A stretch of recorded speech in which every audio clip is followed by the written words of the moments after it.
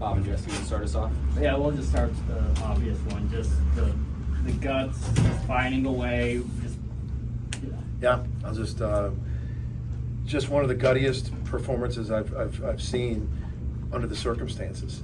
You just look at the circumstances with senior night, with, obviously every game's huge.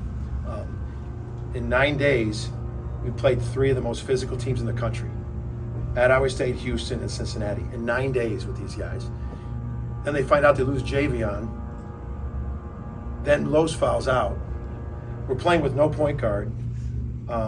Mox came in and did a good job, man. He helped, but the guts of Rivaldo, those guys that were on the floor at the end, to find a way to win. We came out and got kind of punched in the face. And I think we gave up 14 points in the first 4.5, 5 minutes, and then we gave up 14 points the last 15. We settled back down. The belief in these guys, that they believe in what they're doing and winning, but it was just guts. Very, very good physical Cincinnati team. Those guys should be in the NCAA tournament. I mean, they're really, really good. And but just to find a way, I know I'll get asked about how the locker room was. I just got asked on radio. You asked me how was the locker room after the Houston game, and I said gutted. These guys are investing. They are so passionate about winning. And it was emotional in there just now.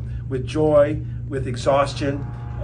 They laid it, I said before the game, I said sometimes after a game, you say, God, if we could have got one more basket, one more stop, one more rebound, And I said before this game, I go, but tonight, we're going to get one more stop. We're going to get one more rebound. We're going to get one more basket. And those guys just fought so hard with crazy circumstances. 9 days in a row, we just went.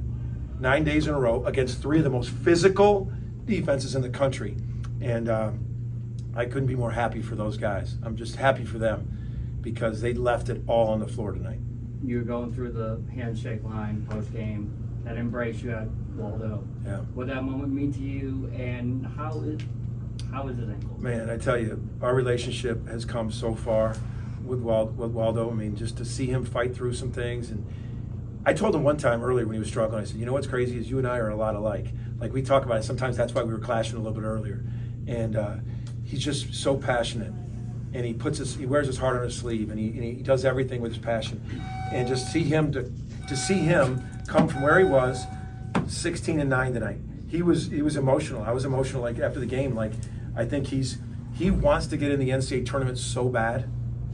Like it was something he knows is his last shot, and he knows what this game meant. He knows what this game meant, and that's why I just wanted to embrace him hard like a son. Okay, Jesse. Porter, on top of all of that, you mentioned Rivaldo, the ankle, all that. It's senior night. Latrey playing point guard. He hits the big corner 3. Huge. Just what does that mean to see those 2 guys on senior night? It's their last run. What scripts are made of. You're seniors playing a huge game with ramifications, and to make huge plays. I mean, to hit that big 3 off there. I mean, what a shot. He came flying off loaded too. We've been really just talking about being shot ready, but to see those 2 make huge plays, and then Mox making some huge plays. We'll go Ryan, then James. When did that flip switch to start getting downhill and get to the free throw line, and then just, you mentioned the 9 days of physicality. How hard is it for those guys to still be nails at the line, considering their legs, I imagine, It was so hard. I mean, literally, mentally, physically fatigued. And then we didn't sub a lot. I mean, Los fouling out.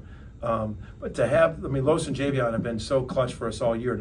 And Los struggled and with the foul trouble and just couldn't get it going. And to basically without your 2 point guards. I felt that, we got fouled on some 3 points. We were running some 3-point actions for Latrey, and he came off flying so hard, and they were worried about it. And we got to the foul line. Trey got to the foul line and knocked him down. Go ahead, James. Porter, your offense is so discombobulated early, and then Milos can't get it going. You got back into this game on defense. How good was your defense, especially in the middle of the game? Yeah. So the 2 things with the offense, obviously Milos couldn't get it going, but he was getting good shots. I mean, he was getting to the rim. He missed a bunch of those little floaters that he makes a ton. But I you got to credit Cincinnati too. Like Newman, those guards are as physical. We felt it before. They take you out of a lot of stuff. But we talked at halftime. Like if we held them under 40%, we felt we were going to win, and they shot 32. But we had to get some stops. We had to win on defense. We felt the way things were going offensively. But even at the end of the game stuff, all our end of the game situations, we never do it without Javion and Los in there. So we're having to try to manipulate. Even the last play, we usually run that thing for Javion when Tega got it, and we just felt with 3 seconds, Tega's one of our best athletes. So we're trying to orchestrate it, and Tega got a good shot off. He got all the way down there for a 5-6 shot, so you couldn't ask those guys anymore. But just very gutsy effort defensively. And a team that they were coming out too. I mean, they were playing their tails off for the same thing, the tournament. Can I ask one more? Yeah. Sure. The back shot, the shot with Trey, I didn't have a great angle, but it looked like you got a double pick for him or something. And So it was a little action we do, like, so we have a stack up top, so we set the up screen, and then we kind of fake like we're setting another one, and then he goes to the corner, and then Sam cleans it up. Okay. And we were kind of faking a double, and then he peels out to the corner. So We'll go Tom and Colton. You mentioned a couple of those 3-pointers where Latrey got fouled. Can you recall seeing 4 3-point shooters get fouled in a 5-minute span, whatever it was? I don't know.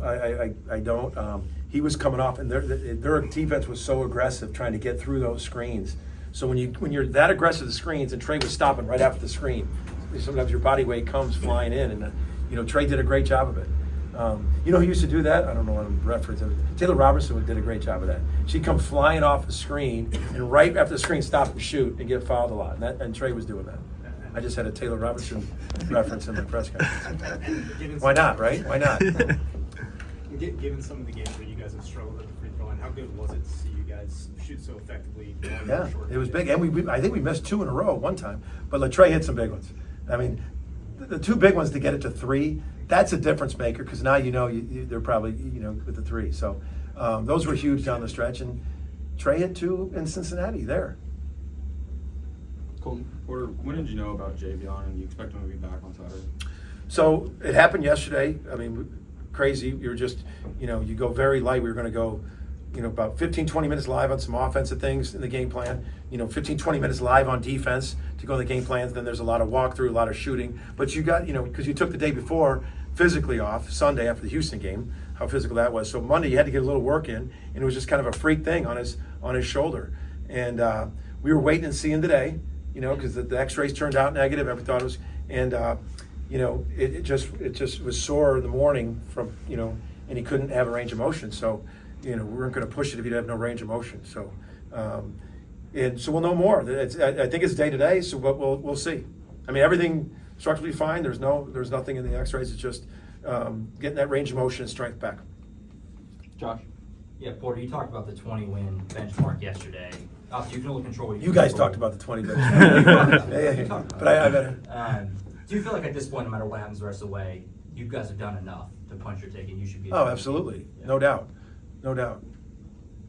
Okay. Mason. Porter, you brought up Mox. How big was that stretch of 7 straight to keep you afloat? Yeah, he got fouled on a 3, and then he went downhill and he shot faked. It was a veteran move. I thought he was about to do it, and everybody went flying, and he reverse pivot and a nice shot. Just to be able to have the moxie to do that, in that moment, after not playing all year, a lot, but he's been through a lot. He's older, and that's kind of the reason why we wanted it. We were just talking about one of the things we took Mox, to have a 3rd point guard, and Javion Los hasn't been hurt all year, and then literally right when we were talking about that, Javion goes down, and I thought he did some good things. He's got 7 key points on it for us. Keep it in that. We'll go to the back left. You talked about the NCAA tournament. How much have you talked with the guys in there about it? They were just talking about it. Yeah, they were excited about it. They know how important each game was. They know where we were at. We had to get another big win against a really good team. It's probably a quad 2 win. No, we know. We feel we can go to Texas now. These guys are fired up. They were talking about that more than they were talking about the other. I mean, I think they know. They know. We're just trying to stack some wins now, but I think we're in good shape.